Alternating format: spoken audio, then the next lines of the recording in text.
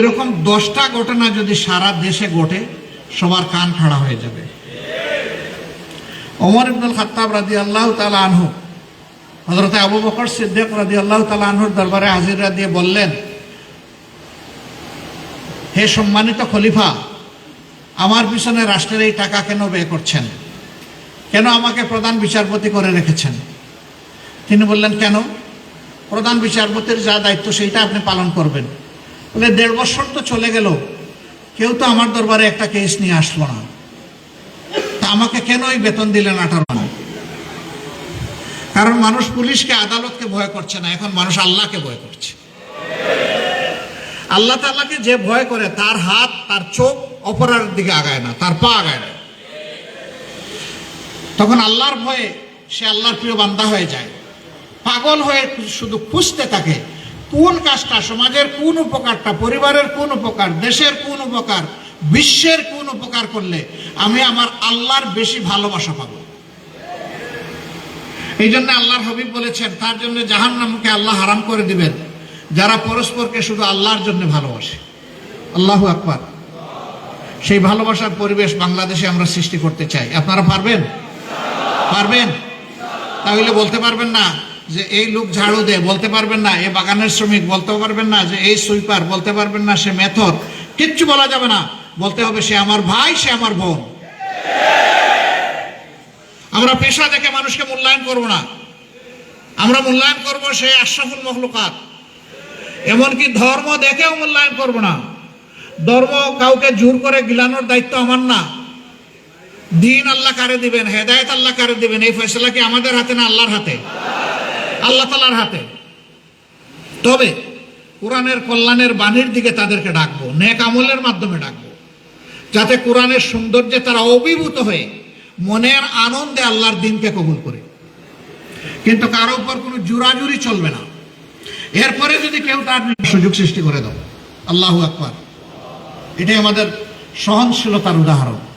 ইসলাম ধর্মই একমাত্র ধর্ম যে ধর্ম তার প্রত্যেকটি অনুসারীকে, ইমানদারকে শিখায় যে তুমি শুধু মুহাম্মদ সাল্লাল্লাহু আলাইহি সাল্লামের উপর ঈমান আনলে হবে না, তোমাকে আল্লাহর সমস্ত নবীদের উপর ঈমান আনতে হবে। আর দ্বিতীয় কোনো ধর্ম আসমানের নিচে জমিনের উপরে এরকম নেই। এক ধর্ম আরেক ধর্মের নবীকে গালি দেয়, আর আমরা সকল নবীর নাম নেওয়ার সাথে সাথে বলি আলাইহিস সালাতু ওয়াস সালাম, হে আল্লাহ করো। প্রত্যেক নবীর জন্য আমরা দোয়া করি নামটা নেওয়ার সাথে সাথে। এটি হচ্ছে আমাদের ঐতিহ্য, এটি আল্লাহ আমাদেরকে শিক্ষা দিয়েছেন, তার নবী আমাদেরকে শিক্ষা দিয়েছেন। সুতরাং ইসলাম হচ্ছে একমাত্র সার্বজনীন ধর্ম। এই ধর্মের অনুসারীরা কখনো সংকীর্ণ মনা হতে পারে না। তাদের হৃদয় হবে আসমানের মতো উন্মুক্ত, সমুদ্রের মতো উদার। সমস্ত মানুষ তাদের হৃদয়ে স্থান পাবে, ভালোবাসার জায়গা পাবে। প্রিয় কুলাউড়া এত সুন্দর একটা এলাকা, আলহামদুলিল্লাহ। এখানে নদী নালা আছে, আলহামদুলিল্লাহ। আবার বিদেশ থেকে পাখিগুলো এসে মাঝে মাঝে আমাদেরকে শীত মৌসুমে সঙ্গ দেয়। কি চমৎকার একটা উপজেলা। এবং এই উপজেলারই কোনো একটা প্রান্তে অতি মূল্যবান একটা খনিজ পদার্থ আছে। আমি সেটার নাম এখানে নিতে গেলাম না, সেন্সিটিভিটির কারণ। আল্লাহ তাআলা এমন একটা উপজেলায় আমাদেরকে জন্ম দিয়েছেন, আলহামদুলিল্লাহ রাব্বিল আলামিন। আমরা সারা দেশকে গড়ব, আর আমাদের এই জন্মভূমির উপজেলাকে ভালোবেসে সুন্দরভাবে গড়ব ইনশাআল্লাহ। এই গড়তে হলে মাঝে মাঝে আল্লাহর দিনের জন্য কিছু কাজ করলে ইনশাআল্লাহ হয়ে যাবে, তাই না? কি করতে হবে? হ্যাঁ, জান প্রাণ দিয়ে কাজ করতে হবে। কিভাবে? রাসূল মকবুল সাল্লাল্লাহু আলাইহি সাল্লাম যখন ইমানের ইসলামের দাওয়াত দিলেন, তখন মক্কার জীবনে অল্প কিছু সম্ভ্রান্ত পরিবারের লোকেরা তার সঙ্গী হলেন। যেমন হযরতে আবু বকর ইবনে কুহাফা, হযরতে আলী কারমুল্লাহি ওয়াজহু, তিনি ঠিকই মুমিন হয়েছেন, বাবা আবু তালেব মুমিন হননি। চাচা আব্দুল্লাহ ইবনে আব্বাস, চাচা আব্বাস ইবনে আব্দুল মুতাল্লিবও হননি। আর জান প্রাণ দিয়ে বিরোধিতা করেছে চাচা আবু লাহাব। অল্প কিছু মানুষ, হামজা রাদিয়াল্লাহু তাআলা আনহু হয়েছেন, হযরত উসমান ইবনে আফফান রাদিয়াল্লাহু তাআলা আনহু হয়েছেন। তাদের সংখ্যা হাতে গোনা 25-30 জনের বেশি ছিলেন না। 550 মতো মানুষ 13 বছরে তিলে তিলে আগুন হাতে নিয়ে ইসলাম কবুল করেছিল। তখন ইসলাম কবুল করার মানে হচ্ছিল হাতের মধ্যে লাল আঙ্গার ধারণ করা। তারা জ্বলে জ্বলে তিলে তিলে খাঁটি সোনায় পরিণত হয়েছিলেন। সবাই ছিলেন অতি সাধারণ মানুষ, যাদেরকে বলা হতো কৃতদাস, কৃতদাসী। তারাই সৌভাগ্যবান। নবীর জবানিতে ইমান কবুল করে সর্বপ্রথম আল্লাহ যাকে শহীদ হিসাবে কবুল করলেন তিনি ওই সম্প্রদায়ের মানুষ, আমাদের অতি সম্মানিত মা হযরতে সুমাইয়া রাদিয়াল্লাহু তাআলা। তার সন্তানও দিনের পথে শহীদ হয়েছেন।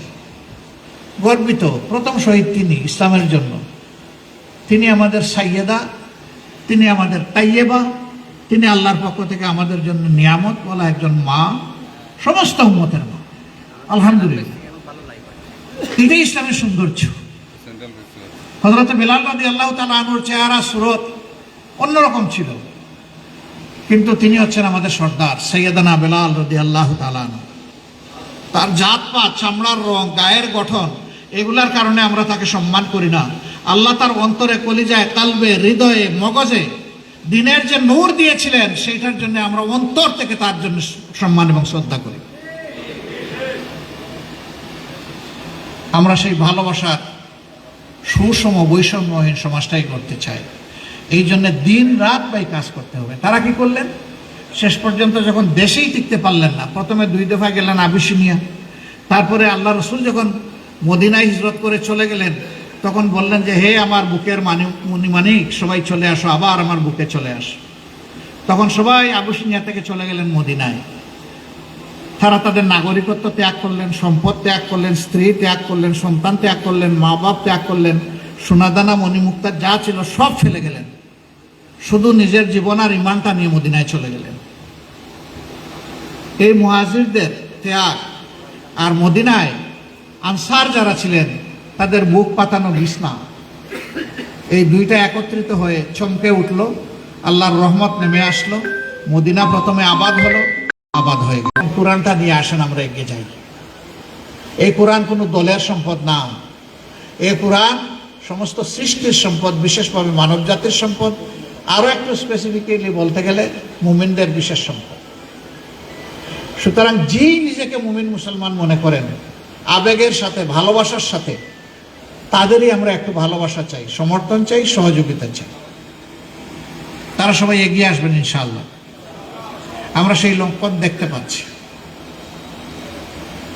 এত নির্যাতিত হওয়া সত্ত্বেও আমাদের কর্মীরা ধৈর্য ধরেছেন, চাঁদাবাজিতে লিপ্ত হন নাই।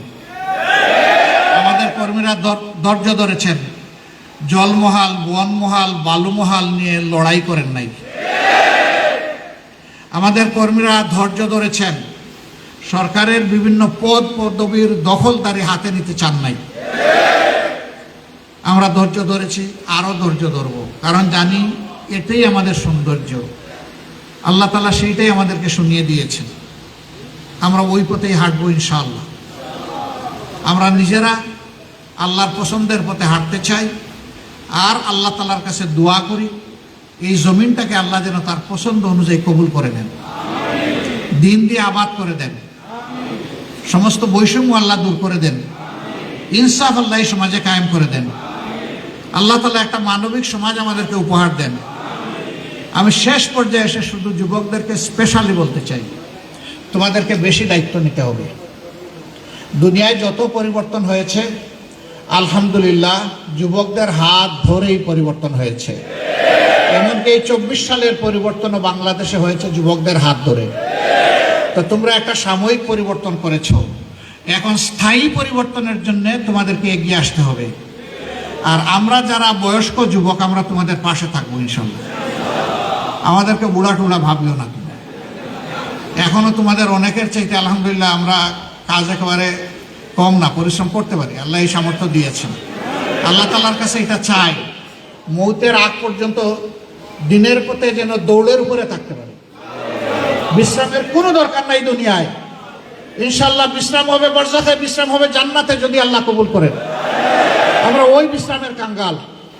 আমরা নিজের শান্তিটুকু, চাহিদাটুকু প্রিয় জনগণের জন্য উপহার দিয়ে বাংলাদেশকে একটা কল্যাণ রাষ্ট্রে, ইসলামী কল্যাণ রাষ্ট্রে পরিণত করতে চাই।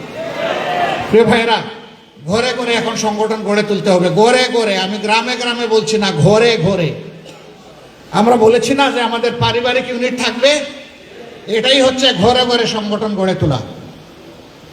এমন কোনো ঘর বাংলাদেশের থাকবে না যেখানে কোরআনের আলোকে সংগঠন গড়ে উঠবে না। আপনারা পারবেন তো ইনশাল্লাহ? কুলাউড়ায় পারবেন এই কাজ করতে? আল্লাহ তাআলা আপনাদেরকে তৌফিক দান করুন। যুবকরা, তোমরা এগিয়ে আসো। আমরা তোমাদেরকে আগামীর একটি সোনালী বাংলাদেশ উপহার দিয়ে আমরা শান্তিতে দুনিয়া থেকে বিদায় নিতে চাই।